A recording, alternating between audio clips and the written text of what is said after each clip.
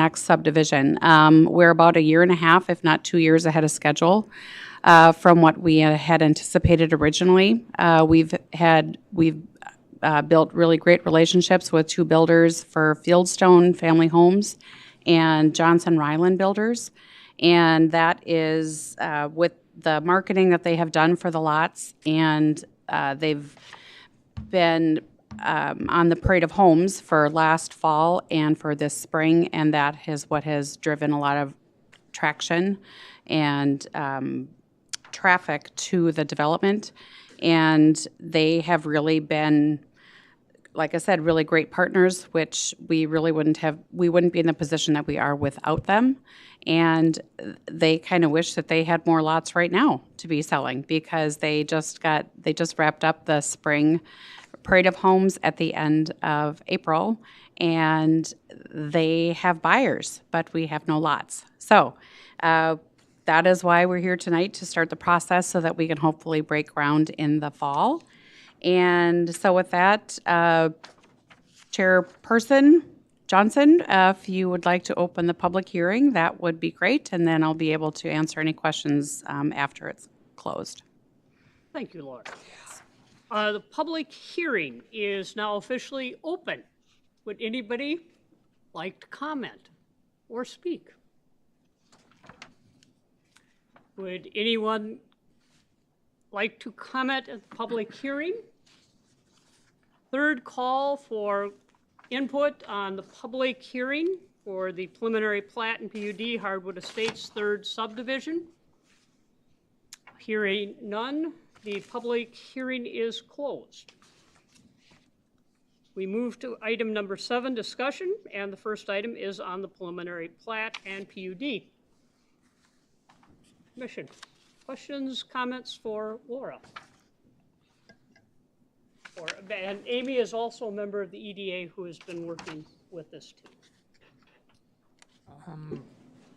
I have a couple of questions, nothing of concern, but just looking over everything. With the pond in the park, because I assume that pond they're putting it in, it's not already there, right? Pond is already there. Oh, it is already there, okay. So Yep.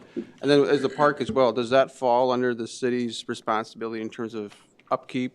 And maintenance, And yes. maintenance? Yep. Okay. So when the pond was created, I'll just pull up, some of the exhibits as you require. Let's see here. Yes, so when the pond was created, that will serve the entire development. So let me just open this up here. Yes, so Should we clarify, it's a retention pond, not a swimming pond? yes. Yeah, it's- I assume. Yes, it Not is the a water retention hole, pond, right? yes. Hopefully no one will be swimming in it. At least, yeah, we hope that. We're not going to encourage that. Yes, so when the retention pond was created with the second subdivision, which is kind of up on the left side there where if you can see my cursor here, when this was created, the retention pond was created, and that will serve the entire subdivision for the 100-plus lots.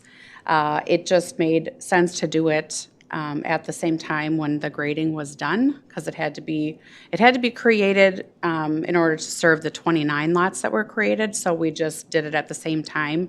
And then as we continue with the third, fourth, and fifth phases, then that will spread the costs out accordingly across those lots for the cost as we get those done. And then you asked about the park.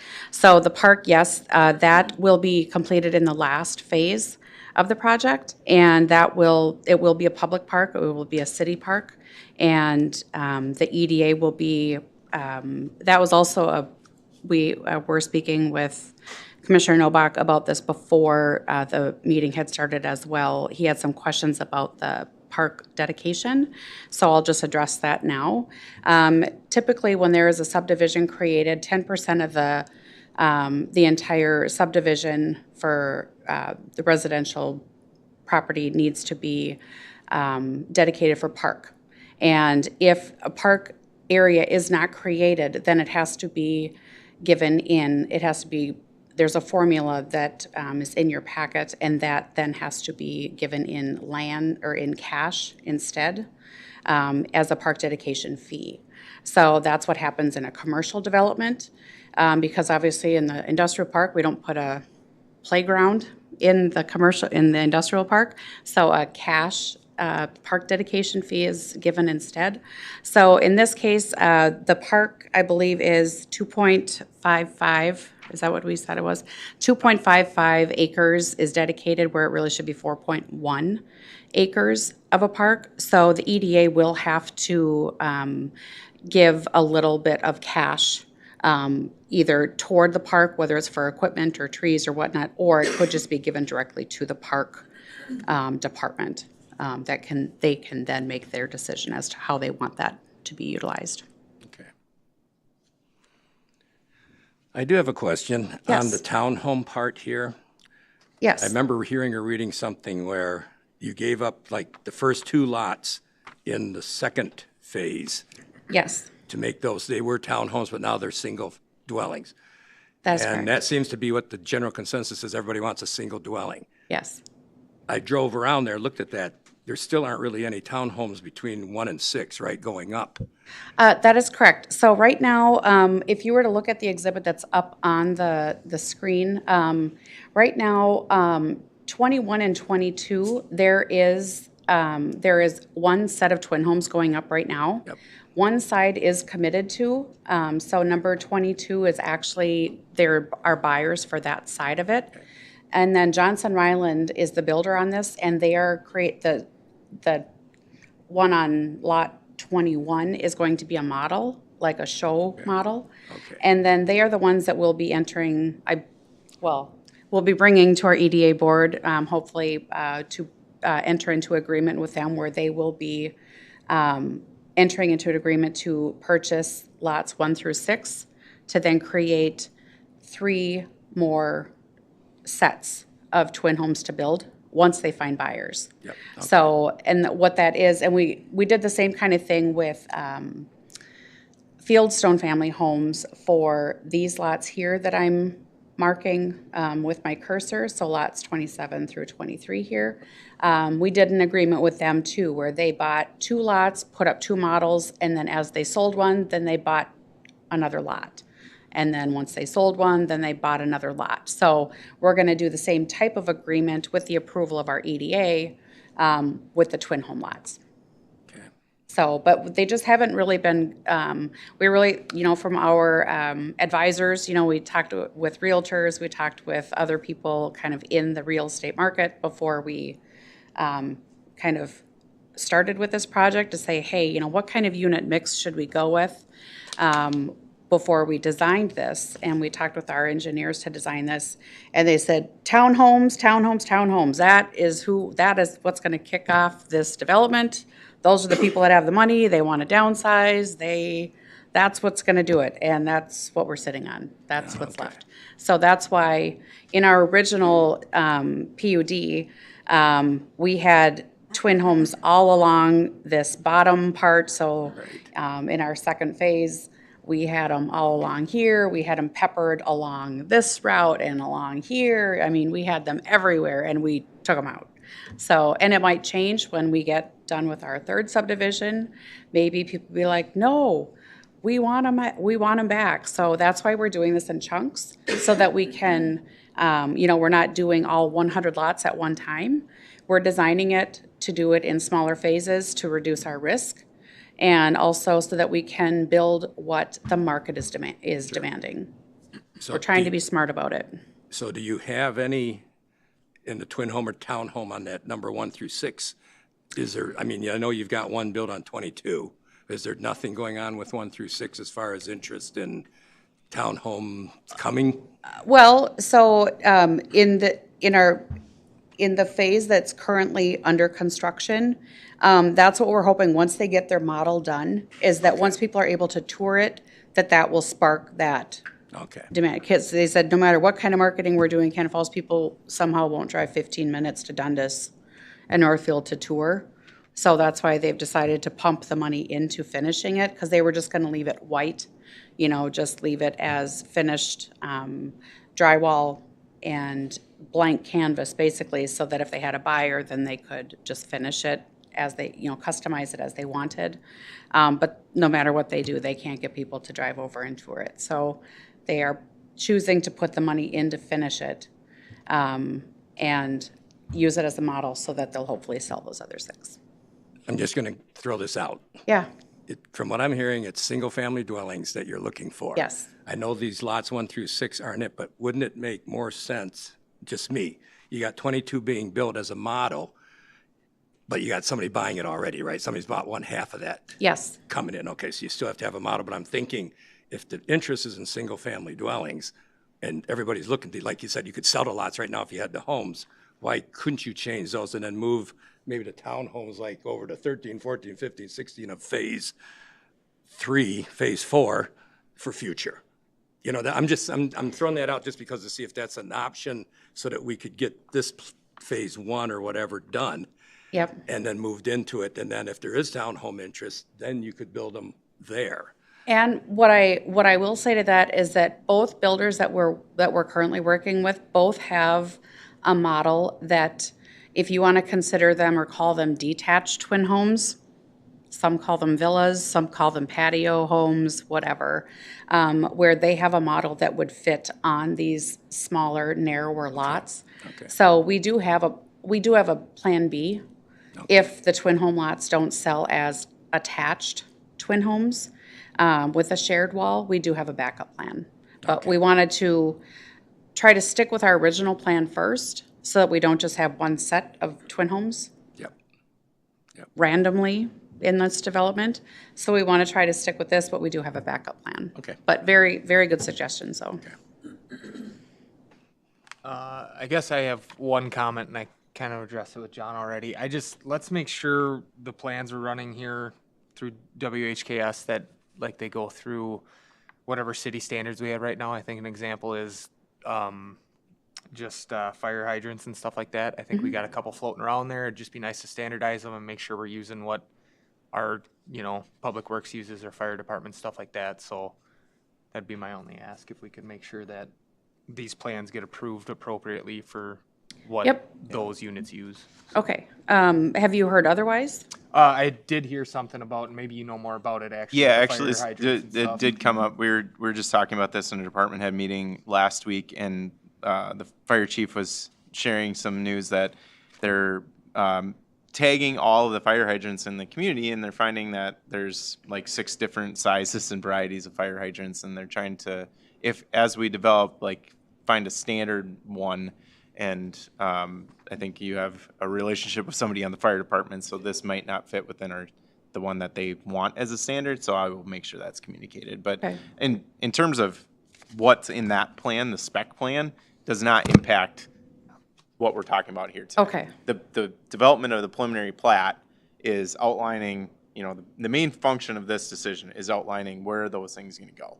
This is showing that, hey, we're also considering the full design, getting everything prepared. Like, WHKS is pretty far along in this. Like, changing a spec like a fire hydrant, I don't think it has no doesn't impact on impact, the decision right. tonight. Correct. I And it just isn't wanna- going to Yep. be something that's. But that's certainly gonna- something to consider with our pre-construction meeting. Right. Yeah. Let's make sure Absolutely. those groups. Yep. Those have next, some so those Yeah. next decisions. So that's just, to me, I think it's good information, I think. And Absolutely. It's something that probably wasn't thought about. Maybe that hydrant was kind of a standard in other communities or in the industry, but, what we want to utilize would be great. Because, what they're finding is they have to bring 6 sets of wrenches Different to equipment out there. different, every Okay. fire, so that they know what's there. And it's nice to know, what they did was tagged them, so they know as they're going to the scene, which fire hydrant they're going to, so they can grab the right wrench right away, versus, oh, this one didn't work, so I gotta get a different one, or Right. different Okay. coupler It could for be the something hoses. too with like Jed's, whatever they do. There could be standard equipment Yeah, out there, a and couple they're- floating around or whatever. So Sure. something Okay. to think about. I don't know. Are you able? I'm just generally curious. Do you have like demographic information of people moving into the community? Are you able to tell us? Or? I get as general information from the realtors as they'll give me, because they also have to protect their buyers based on different disclosures that they sign. But what I can tell you is that the people that have bought the lots so far, we have 2 people that have purchased from Cannon Falls. We have a couple people that are boomerangs, which I would consider graduated and are moving back, which is great. Actually, we have 3 people from Cannon Falls that purchased and are, this is like their retirement home. Otherwise, everyone else is from out of town. Good. So a lot of people, they had, when they did their fall parade of homes, Fieldstone had the models, and they had 154 people come through, and they said that's pretty unheard of. Good. In the 24 days that the parade ran. And they only had 2 days where no one came through the home. And it was, I mean, people from all over the Twin Cities that came through. Some people hadn't ever been to Cannon Falls. Some people were delighted there was finally a development. There was an opportunity to move here. So it's really encouraging, I think. So, and all ages, anything, like I said, from retired to single young couples with no kids, some people with children. So it's a great mix. It's what we wanted. Good. Good. So, Well, thank you. yeah. Other questions, comments? Just real quickly, so you're saying you're going to start phase 2 in the fall, is what you're thinking, like, With all appropriate approvals, we would love to be able to break ground in the fall, yes. okay, and then what is the tentative time frame of finishing that phase to get people so that they could start moving in? So with support and appropriate approvals, we would be on schedule to break ground. If the bid goes to someone that has the capacity to break ground this fall, it would be early September. And if we have a dry fall and winter like we've had the last couple, they could get a lot of work done, a lot of the dirt work, some infrastructure put in the ground, which then we could have lots available, early summer, early midsummer. When we did this, we had a great start in '23 and then had the wettest 24 summer we've ever had, it seemed. Or maybe just because we had this project going, and it was part of my tears also that were making it wetter too. But so the project was very, very delayed, and we didn't have the streets in until late September. But like I said, it all is weather-based, so optimistically, we could have lots ready in the summer of '26. Worst case scenario, it would be late summer '26, early fall. Okay. And that means roads. There would be possibility that they could be building on lots without roads, that they could get some of the basements and that kind of stuff or slabs done. But I'm thinking it'd be nice to have the roads in, especially if you want prospective people. Yeah. To come in and see the homes and see the lots and see what's Yes. going on. Yep. Sounds good, needs to be quicker. Yeah, I know. Jesse, it looks like you have a question.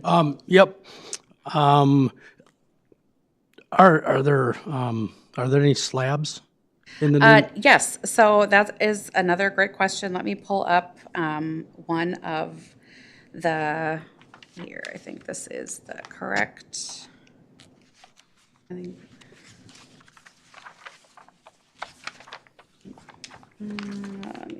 see if, for some reason my computer is frozen, of course, because you asked me to. Okay, so this This exhibit here will show you how the lots will be graded. And another thing, just to give you some insight as to how we have decided, and I shouldn't say we decided, WHKS is choosing what style homes we are going to, or what kind of lots and homes will be created based on the topography and also on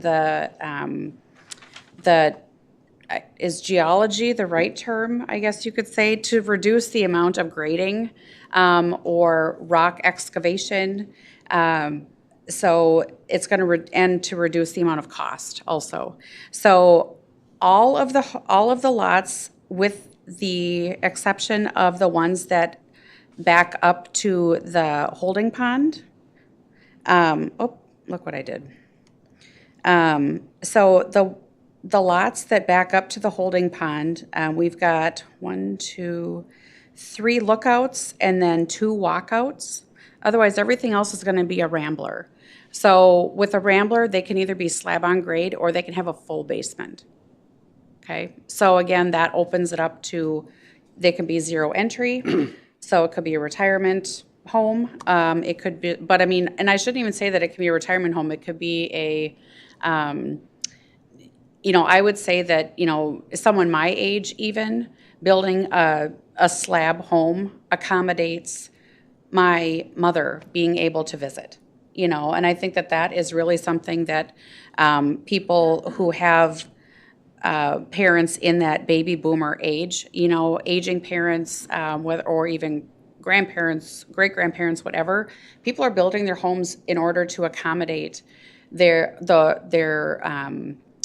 older generation family members so that they can come and visit, because maybe those family members aren't hosting holidays anymore. So they want to make sure that they're able to have the doorways that are wide enough. They have the accessibility so that they can roll into the home. They don't have steps. And then that also makes it available for those people to also age in place as well, if they choose to. So, so it isn't just about retirement homes anymore. So I think that people are getting a little bit smarter about the type of home that they're building these days also, if they like the community that they're living in. So otherwise, everything else, like I said, is going to be a rambler. And the lot sizes, again, will vary. You can have a very, you know, I don't want to say a small lot. I mean, you know, I think our lot widths are, our minimum size lot in town for resident, or an R3 medium density is 60 foot, and I think that ours are like 70. I think they go to like 75 for some of the minimum lot widths. So, I mean, they're decent sized lots, and then some of them are really large lots. So I don't have the acreage on some of these, but that is something that I could certainly get for you if you're interested. I'm just looking here.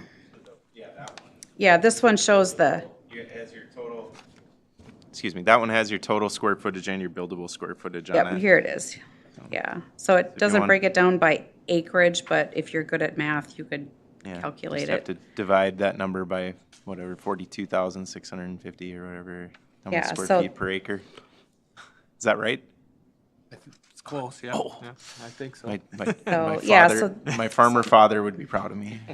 So this shows your, yeah, 65, 72. A corner lot is always going to be a little bit wider because the setbacks are a little bit different. But 74, 75, cul-de-sac lots are measured differently. Or lots on a curve, I should say. But, you know, so you can have, like I said, you can have a very modest sized lot, or you can have a much larger lot if you'd like to.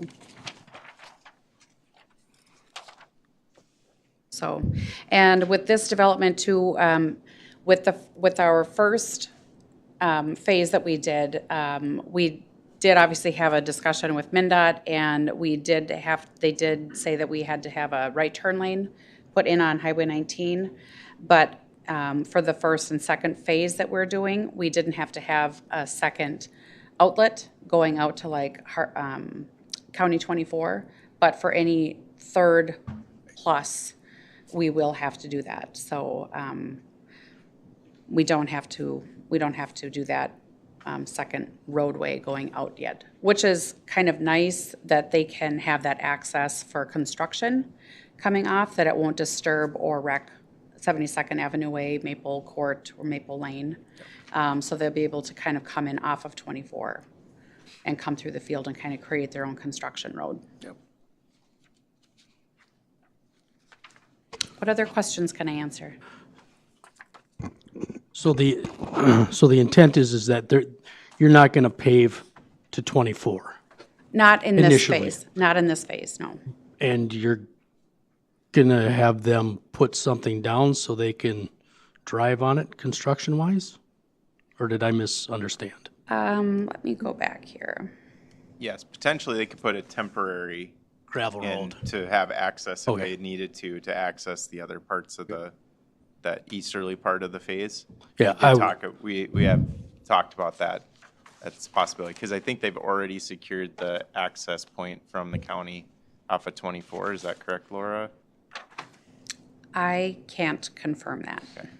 Thought we discussed it, but maybe it's. I highly recommend that, if it comes back up, to put at least a temporary access there, just with that second and now the third.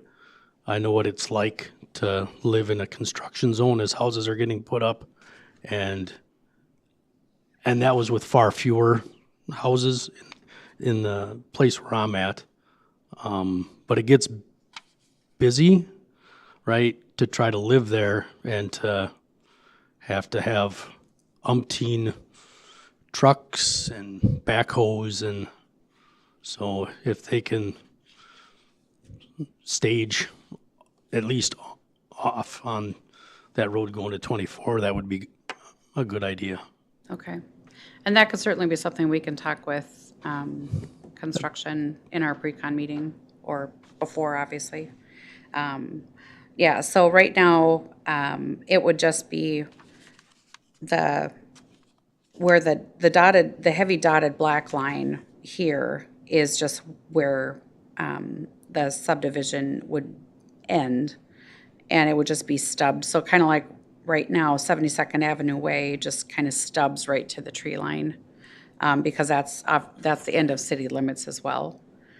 So that's how it's stubbed like this, because if one day, when I'm retired, hopefully, if they were to ever extend or annex the property to the south, then those services end there, and then that would continue if that were to be developed. But the construction vehicles and whatnot would be able to come in. There is an access already off of 24 to here, so they would be able to come in, but at least they would be able to have the vehicles staged outside here, whereas during this particular development, it was kind of clustered, let's just say, along 72nd when they were doing this, because there really wasn't a place to really put the vehicles. So at least they would have a separate access, or they didn't really have that before.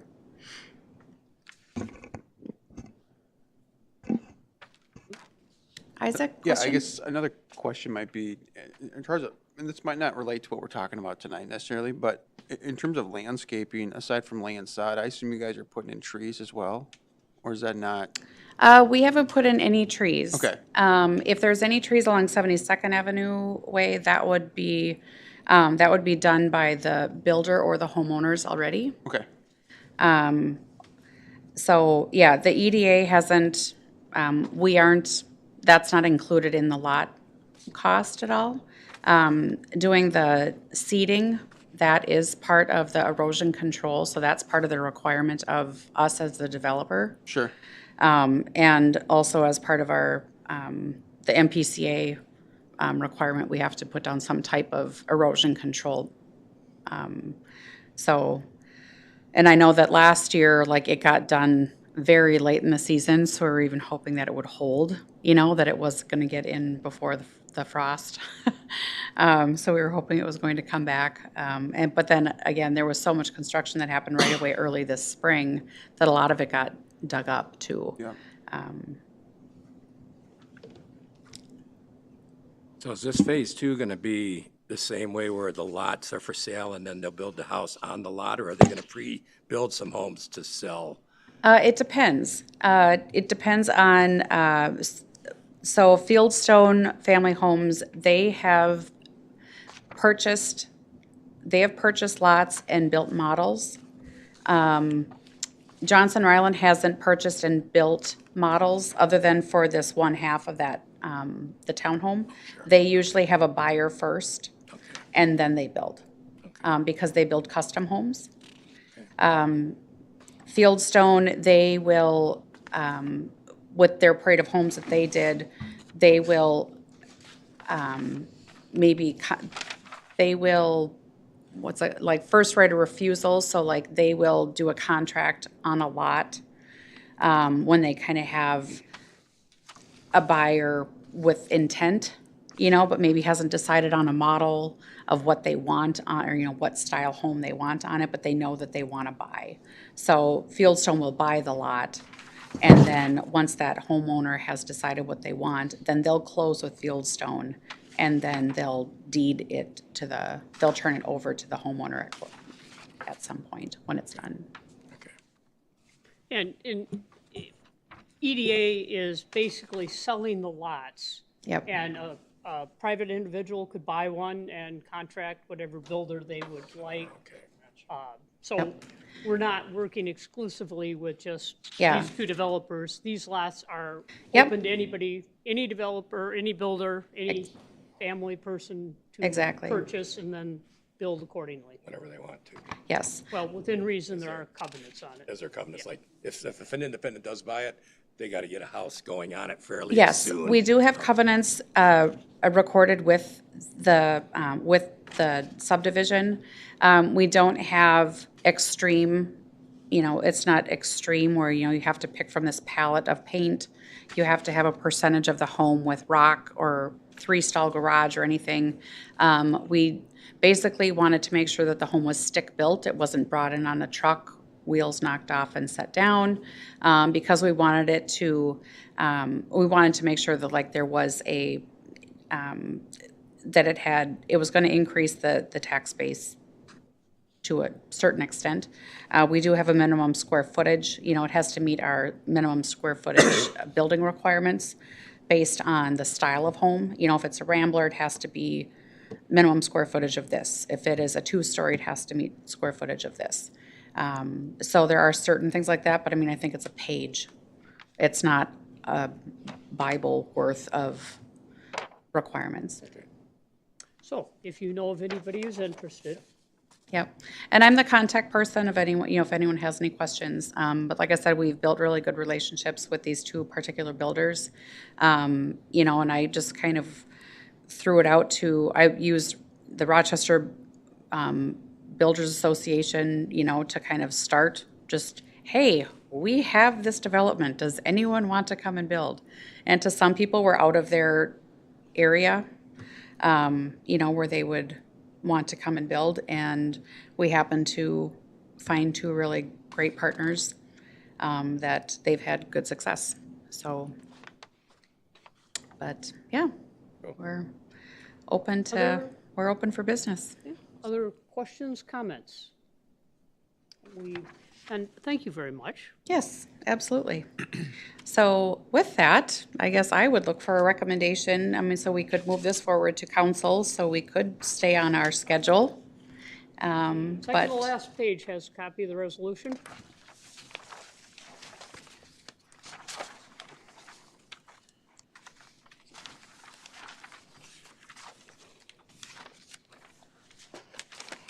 And that would be, our job would be to recommend to the city council, Resolution 2025-03, preliminary plat and PUD for Hardwood Estates third subdivision. We don't need to read the whole resolution, do we, John? I'd recommend to approve that resolution to council, pass it on. Is there a second? I second.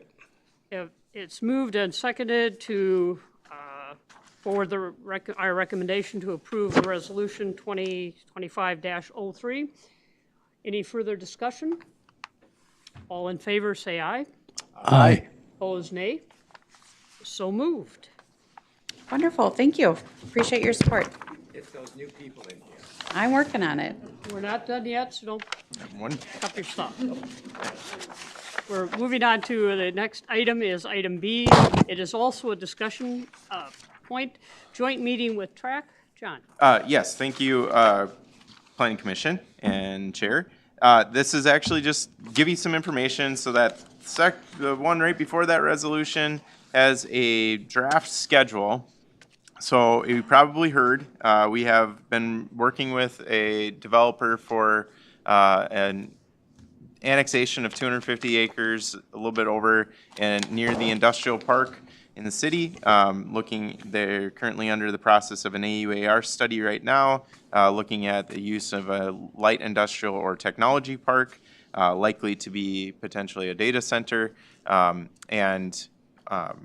wanted to kind of just get this out there and get your thoughts at the upcoming joint planning city council meeting, which will be 5 o'clock next week, Tuesday on the 20th.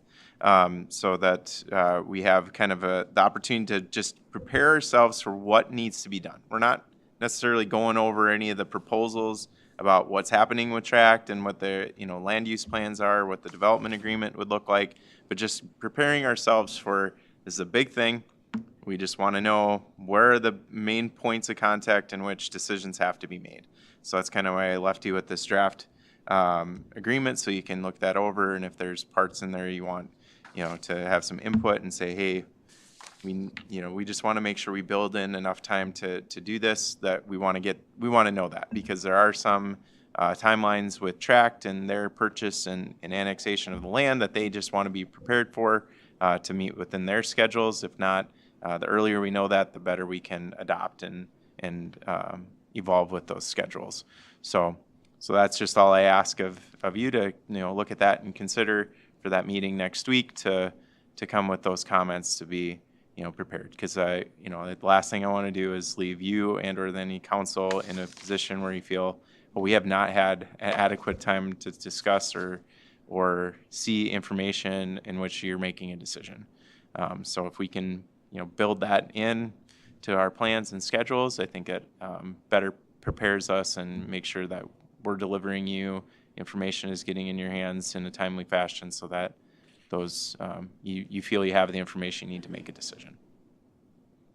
So is that going to be like set here? It's not going to be like what they had last week? No, it's not their informational meeting. They're not even going to be here. This is just us. Okay. We're just you guys are coming like we did that. I think it was a meeting in March. We had a joint meeting together with the Planning Commission and City Council. It'll be similar to that. And for your side of it as Planning Commission members, I don't think the conversation is going to take too long. We have a couple other items we wanted to add to it. That's why we're starting at 5 o'clock. So the council has some opportunity to do some work session items on their part that wouldn't necessarily have an impact to the Planning Commission. But you're welcome to, stay. There are questions for John on the process? I guess I'd just like to say, I went to that open house. It was awesome. I'm glad the community was there. There was plenty of people there, which is great. I think my only I'm happy that we have an opportunity as a council or a planning commission to be able to review and ask questions and do all that stuff. I think that's appropriate, but I do think just from the general public standpoint, I don't know the right way to put it, but I think they need the information too. I think that transparency is key here. I think there's a lot of unknowns. I think people fear that, and I just want to be as transparent as possible through this whole process. Yep. So I've kind of asked a couple, like an FAQ, just so we can, or a good way to message, I've heard people say stuff about water usage, and it's tough to get a number, and I don't even know if we have that number yet, and I know we have to do a study, but once we get that, it would be nice to distribute that accordingly and let people know how that's going and. Yeah, and that's why we're talking about the schedule of things. So this kind of gives us a better indication on when things are happening. Because right now we don't have any official application for annexation. We don't have any draft development agreement in hand. We don't have all they're really doing right now officially from the city's perspective is the AUAR study. So that's evaluating a lot of things related to the environmental side and impact of the project. There's a whole nother slew of things that are on the land use and infrastructure needs that they have for what's going to be there, and that's a part of the discussion. So this is helping us too to identify where are those points in which the public hearings take place so the public knows that that's their very specific on the record opportunities to speak. As I've said with the AUAR, as it's been developed, we're always at the point where there may be official public comment period of 30 days, which those comments get to go onto the record, but we're always open to questions and information. If if that wants to be shared, that can be shared with us. We will take that, and you can send that to me, and I send that on to the consultants that keep that record and are tasked to provide the responses if there are indeed questions. The information on the website, we've already updated at least the AUAR schedule. So as those things become official, we will be continuing to add that and update that as well. Awesome. Thank you. Just so I'm clear, so that AUA review, I mean, essentially, once that's complete, that'll essentially dictate kind of what is going to be. That will set the parameters on what could possibly go there. Yeah, like yeah, the maximum standards of saying, hey, this is the total land, this is the total environmental impact on this thing you can have. It's very broad, so I struggle to find a specific example, but the water consumption and use, that will likely be dictated by the city in determining what do we have capacity for. If we don't have capacity for that, how are we going to increase that capacity? Those are things that, because we'll be providing that to them, we will want to be able to say, this is what we can do. Yeah. So in a way, right now, we're kind of in a phase of we don't know. Correct. Right? And that AUA will clarify a lot of that to where then a little bit more working together with them saying, hey, this is now what we do know. Yeah. And this is what we know, what you're looking to do, and this is how we're going to mitigate. Yeah, so I would try to use the example of, say, like this development project we just talked about with Hardwood. Mm-hmm. This is very similar to that. If it was like the total end user coming in and saying, hey, this is what we want to build and this is how we're going to use it, we'd be much farther along in these conversations. Tract is their developer. They're serving in the purpose of, we're acquiring this land.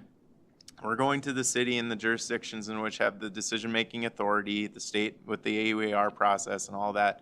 We're going to prepare that and say, this is what it could be. So when Hardwood was bought, and it's a field and there's nothing out there, you still have to study it and evaluate and figure out what are the things that you could do here. And within the confines of the rules of the jurisdiction in which you're putting it in.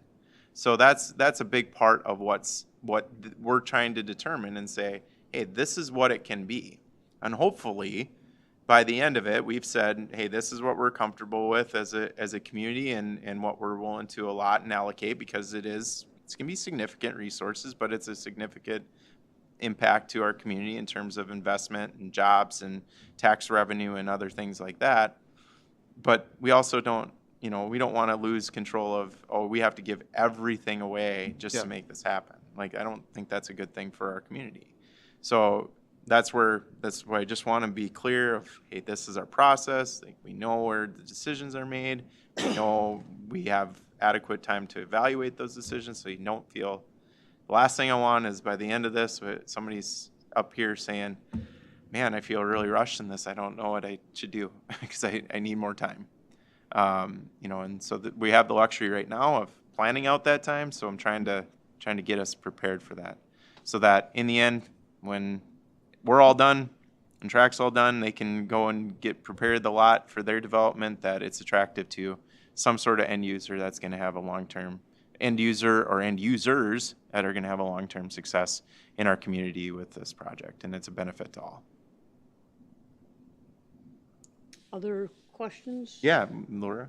And if I can just add on to what John was saying and to Chris's point too, is that, with the work session, the idea is to make sure that all of you feel educated and in the loop on everything, so that when you do have the public come to you and ask questions, that you feel that you at least know where you can turn them to for information, whether it's the website. Chris had also asked about an FAQ about the project, and any of the comments that come in, we do have a link on our city website about the technology park. Any of the comments that come in need to come in written form, and any of the questions that come, the FAQs will be created based on questions that the community has. So Tract will then create, they'll answer those questions and then create the FAQs from that, instead of just a blanket statement that would just be a broad, hey, here's just what data centers are about. It would be more about like, hey, if they see a common theme that is a repeated question that comes from our community specifically through the info at email, then that's what they'll create, those FAQs. Then those will be on our website then. So, but I think that that's what that work session will help, making sure that you feel that you know how to answer some of those questions and or know where to turn them to find those answers. And I would say that's not the last work session. And if there's like just questions about the process, like we can deliver those in FAQ forms too. Like, okay, how does a annexation work? Like, how is the annexation process going to work? We're still kind of in the unknown uncertainty because there's some negotiation that needs to happen with the townships in terms of that process. But as those get developed and those questions arise, there's components of that aren't just Tract answering them. They're going to be stuff that impact the city, and we'll be prepared to answer that. So the FAQ is not just the developer, the buyer. It is also our city responding to frequently asked Very questions. determined on what that question is. Yeah, because I don't think Tract's in the position of answering the question, well, how does an annexation work for Cannon Falls? Yeah, and what's the effect, how can we handle a water thing or whatever? Mm-hmm. Other questions from commissioners? I'd like to say thank you, John, for doing this and for keeping us informed, and the transparency and all the stuff on the website, and Laura for your help too. One thing I'd like to say before we close tonight is, Zach is not here. He has resigned, and although belatedly offer him our thanks for working with us and for the fine job he did. Anyone else have anything to share? Motion to adjourn? Second. Who did the first? Oh, I'm sorry. You moved. I'll move. Okay. Move the motion. Okay, second. Second. All in favor, say aye. Aye. Opposed, nay? You can stay all night. We're done.